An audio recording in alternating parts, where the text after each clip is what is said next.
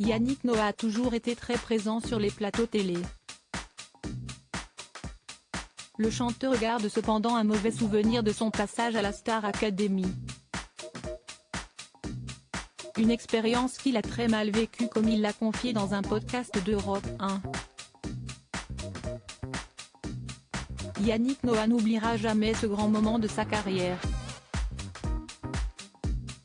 Le 5 juin 1983, l'ancien joueur de tennis remporte le tournoi de Roland-Garros. À l'occasion du 40e anniversaire de sa victoire, celui qui est devenu chef d'un village au Cameroun s'est confié à cœur ouvert dans une série de podcasts sur Europe 1. L'interprète de Saga Africa a notamment raconté sa relation si particulière avec sa mère, décédée en 2012, qui a réussi à donner du sens à sa notoriété qu'il ne supportait plus. Si Esti avec quelques l'ex-tennisman est devenu un homme engagé dans de nombreuses causes caritatives, notamment l'association Les Enfants de la Terre. Elle a réussi à travers la création d'associations à donner un sens à ce qui était mon succès. Une fois que tu as la bagnole, les nanas, la meilleure table. Ça va 2 minutes. Je ne me nourrissais pas de ça du tout, ce n'était pas mon éducation.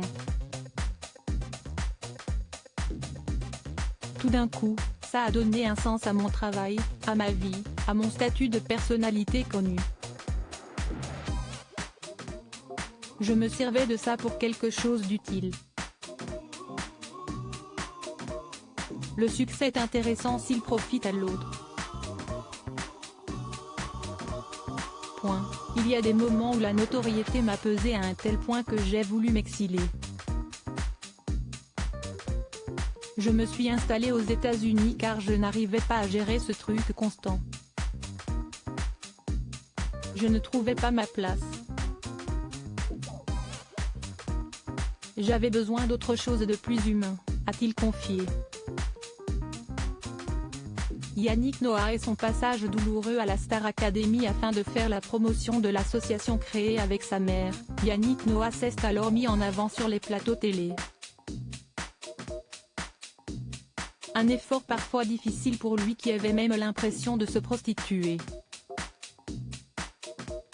J'acceptais d'aller faire certaines émissions qui me paraissaient tellement vides, a-t-il expliqué. On faisait semblant de rire, on posait des questions stupides. J'avais l'impression parfois d'être à la limite de la prostitution. Mais un jour, il s'est passé quelque chose. J'ai fait la Star Academy et ça a été très douloureux parce que j'avais vraiment l'impression d'être une pute, d'être là pour vendre un produit. Pour moi, si est une thérapie de chanter, bien sûr je veux que ça marche, mais c'était un passage obligatoire. C'était une magnifique promotion de mon projet. Mais je n'étais pas bien. Finalement, Yannick Noah n'a pas regretté son passage dans le télécrochet lorsque des enfants malades de l'hôpital Necker l'ont reconnu et ont fait exploser leur joie. Du coup la Star Academy, que j'ai refaite après, j'avais une raison de la faire. Ça donnait un sens à tout ça, a-t-il continué. Un sacrifice pour la bonne cause qu'il assume désormais parfaitement.